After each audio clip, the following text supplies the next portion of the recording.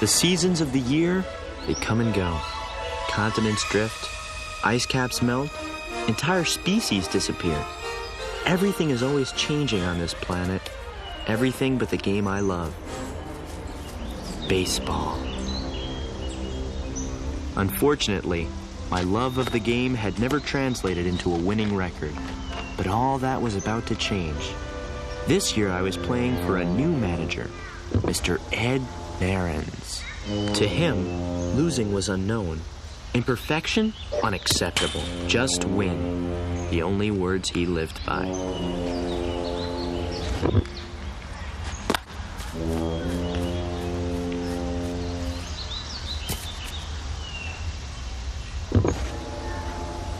Double-0, that's a two-base error. Get in here and wash my car. He wasn't an easy manager to play for, but I didn't care. After years of being on losing teams, I was beginning to feel like a loser myself. But with Coach Narins to guide me, I knew I could turn it around. I knew I could be a winner. Number 5, that is an error.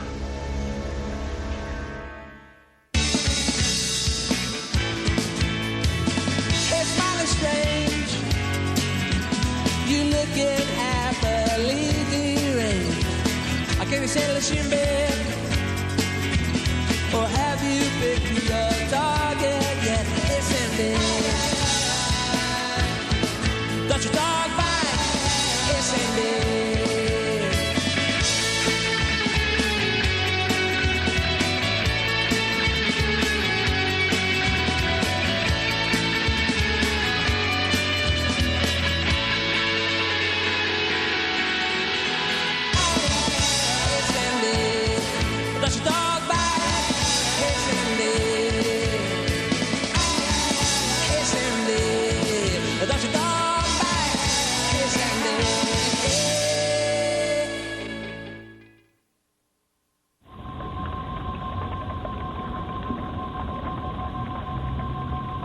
They say the world is divided into two kinds of people, winners and losers.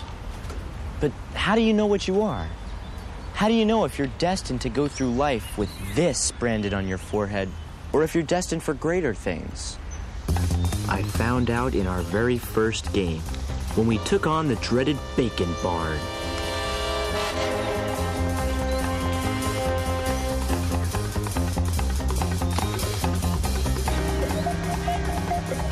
For some reason, Mr. Narins never left his car, but it didn't affect his precision coaching. He'd analyze the variables, make the right adjustments, and we did the rest.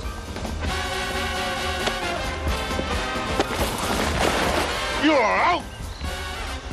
Winning felt better than anything I could have dreamed of. It tasted better, too. The Slush Shack had a deal with the league. In exchange for their billboard, they gave away free slushies to the winners of all the games. We were in slushy paradise. And since Ellen had a summer job as apprentice to slush master Bob Oppenheimer, every game we won and another excuse to see her. Ellen, hi. Hey, Pete, how's it going? We won. Believe it or not, you're looking at a winner. Congratulations. Just don't start acting like one, okay? You got a deal. Hey, Slush Girl. Large line Balthazar now. Oh, pardon me, I believe I wanted a Hey, great I was first. Judas. Come on. Raspberry.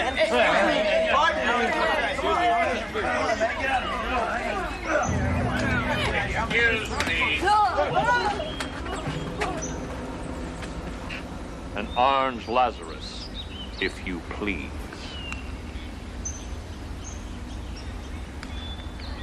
Mr. Narins, I have made it very clear in the past that the Orange Lazarus is not included in the free slush agreement. I'm very sorry.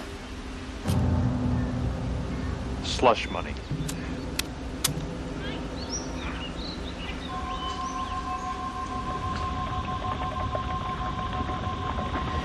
An orange Lazarus? How come it's not on the menu?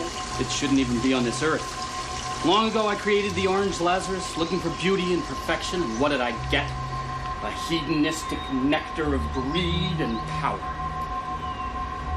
It looks good.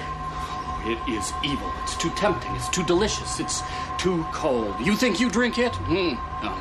It drinks you. A drink from the chalice of victory, brave warriors. Orange Lazarus for everyone!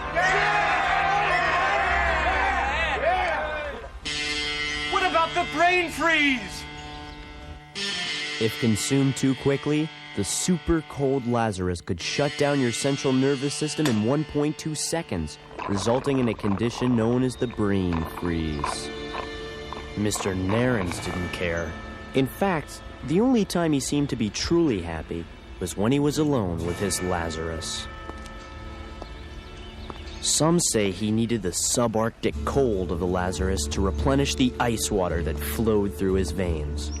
I didn't care why he slurped it down. All that mattered was we kept winning and winning and winning.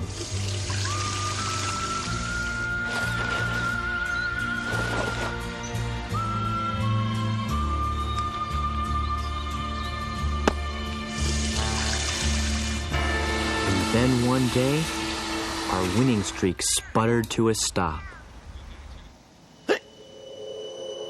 It started when Teddy's parents made him get a precautionary flu shot, just in case he caught a chill sitting on the bench during night games.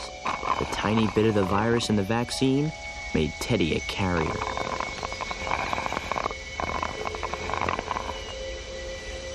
Before long, half the team was infected.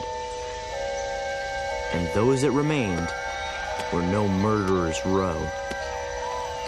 To the third! We got stomped in 5 straight games.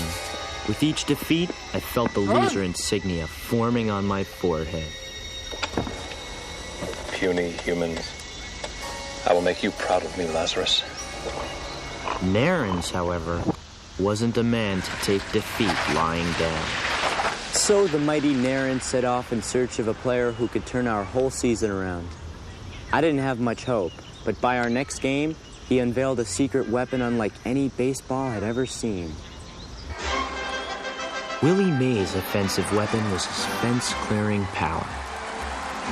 Ted Williams' offensive weapon was his textbook swing. But Coach Narins' new offensive weapon was the most offensive of them all. Hey, better! Hey, sebaceous bloody sputum eater! Still at 3, you're out! My brother Pete was the Ty Cobb of trash talk. It was Narins' most brilliant move. As long as he kept the free Lazari flowing, Pete promised he would keep his foul mouth foaming. Hey, better! Hey, better, so wing better, you pus-drunk, spurting maggot batter!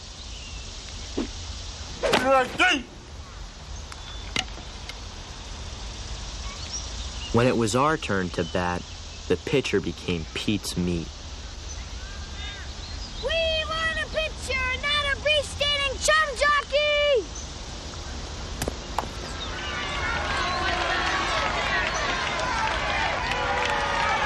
Ball 4. All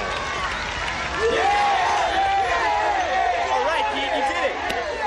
And just like that, the dreaded loser curse had been lifted.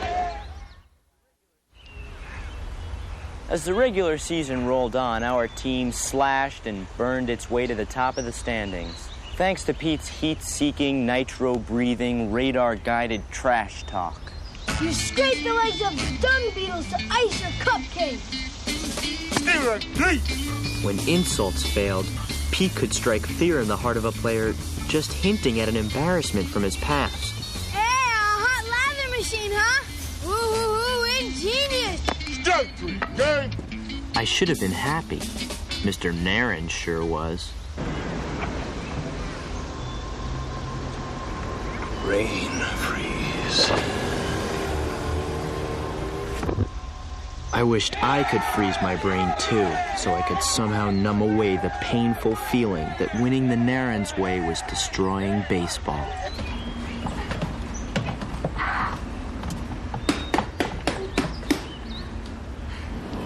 Hey! What's the matter? We won. You don't look too happy. I don't know what's wrong with me. If Narens were here, he'd... Orange Lazarus, miss. Sorry, we're closed. I'm sorry, Narens. I created the Lazarus for good, not for this. It is good, Bob. Good and frosty. So make me one. Now.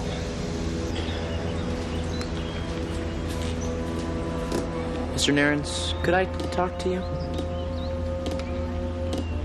It's about the way we've been winning games. It doesn't feel right. It doesn't feel like baseball. Is that so? Well, thanks for the update, number 5, because up till now, I thought everything you knew about baseball, you learned from me. You weren't even clay. You were like a handful of silt. But I took that silt, and I molded it into my image, the image of a winner. I made you what you are, and you turned on me. Forgive him, Lazarus. Mr. Narens? Just win, baby. They were 3 words about to be carved into baseball's tombstone.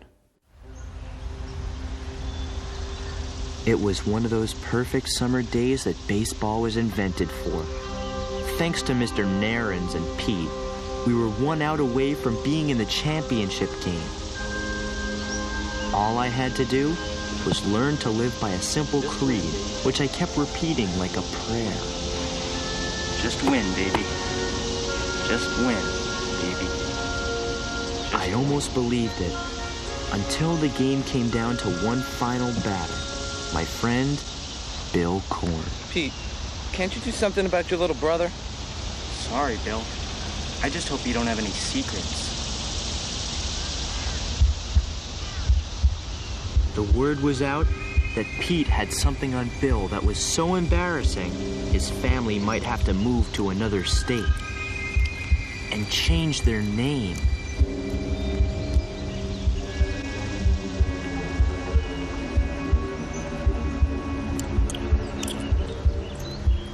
Come on! Kill me! Do it!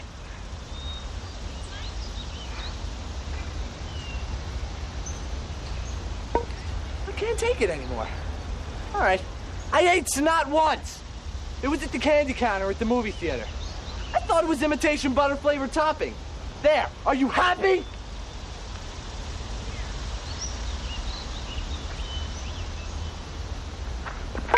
It was all too much.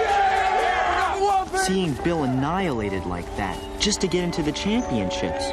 Watching Teddy turn into a Lazarus-lapping jerk. Prosthetics take no prisoners! Hey, son, slow down on that. Buzz off, Schlussenheimer. I knew what I had to do. Pete, you gotta cut the trash talk. It's not baseball. What do you mean? I don't know how to explain it. But every game we played was like 100 little games. Some we won and some we lost. Calling a pitch out on a 2-0 count. Breaking up a double play. Blocking the plate. If it didn't add up to a win, then we weren't good enough. But that's baseball. Don't you get it? I get this. If you try to stop me, I'll make sure everyone knows why Mom won't let you buy lard anymore. Brain freeze alert! The Lazarus, Oppenheimer's once noble experiment, had claimed another victim. I've become Slushmaster, destroyer of brains.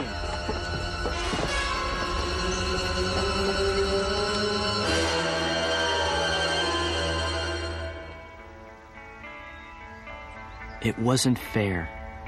All I'd ever dreamed of was winning.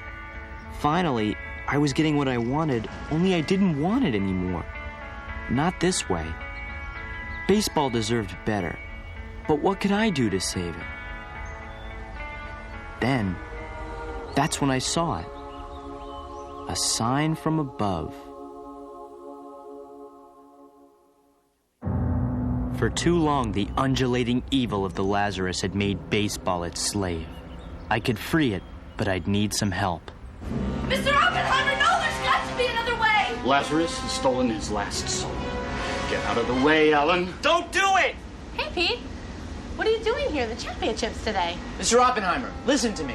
You created the Lazarus for good, didn't you? I wanted world peace. Well, I can't help you with that. But together we can stop Narens and save baseball. How? Just bring 20 gallons of Lazarus to the championship game and I'll show you. Please, it's our only hope. Regular or extra frosty? As cold as you can make it. That meant cranking the Lazarus into a realm of frostiness no slush had ever gone before. It's madness. So be it. It was the biggest game of my life, the league championship. The kind of game that's supposed to bring out the best in a player. In my brother Pete's case, it just brought out his worst. And that, my friend, is the way you turn a Colt into a gelding.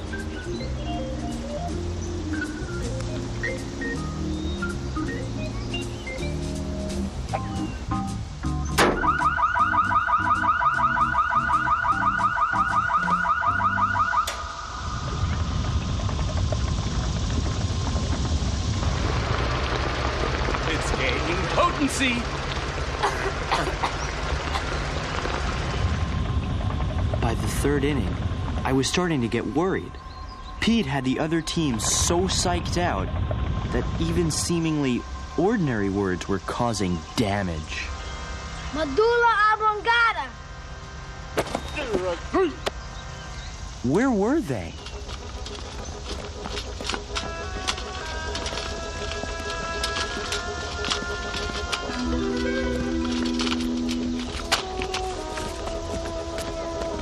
What is the meaning of this?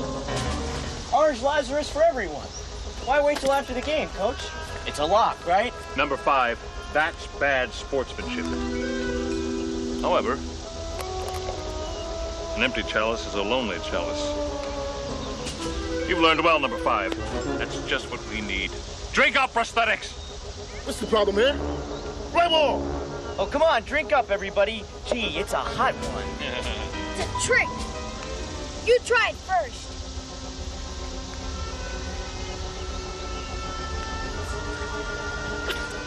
It's good. Cold. Come on, we got a championship to win.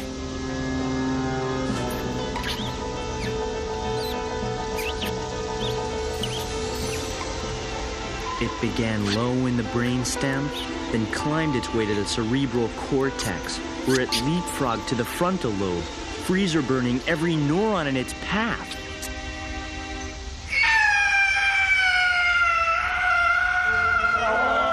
Within 1.2 seconds, the Lazarus had worked its frosty magic with a 50 megaton brain freeze.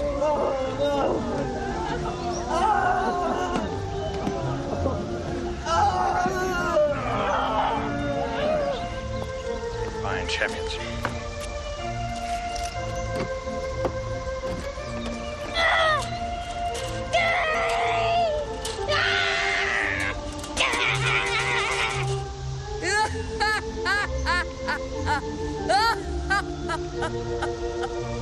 Ow!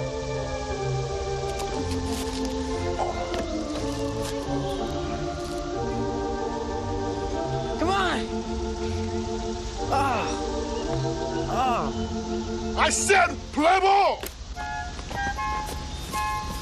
My plan wasn't to throw the game. It was to try and even the score. With Pete's head in an icy vice, his powers were disabled. Lincoln quickly clawed itself back into the game.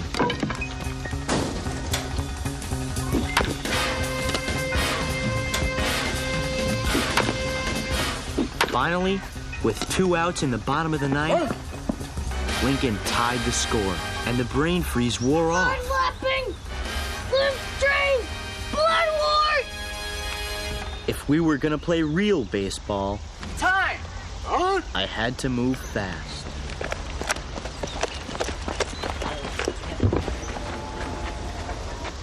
Okay, we can beat these guys, but if we want to be real champs, it's gotta be us, not him.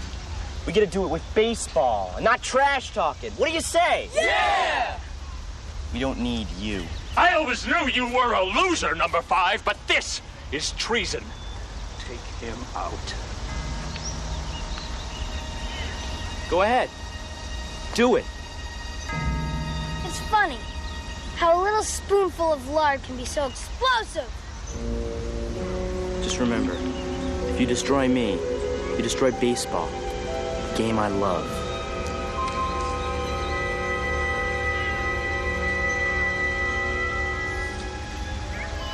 Don't tell me you're a loser, too. Am I the only one who cares about winning?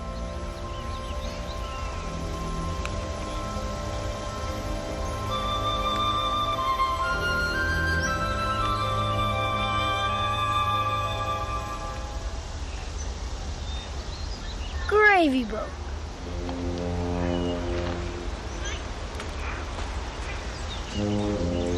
Elementary backstroke. What are you talking about? Maybe we should ask the squeezy salesman. That won't be necessary.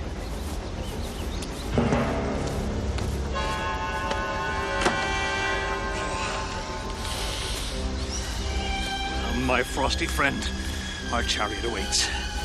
Lazarus will rise again, Slush Master. It is over, Narins, and you know it. Don't listen to him. Play ball!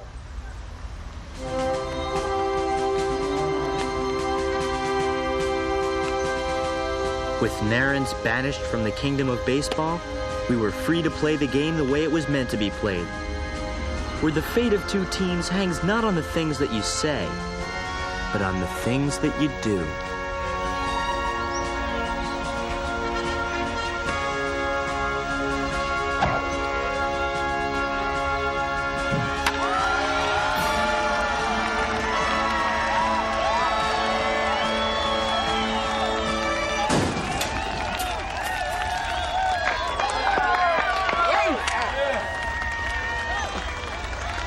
We lost the championship that day, but for some reason, I didn't feel like a failure.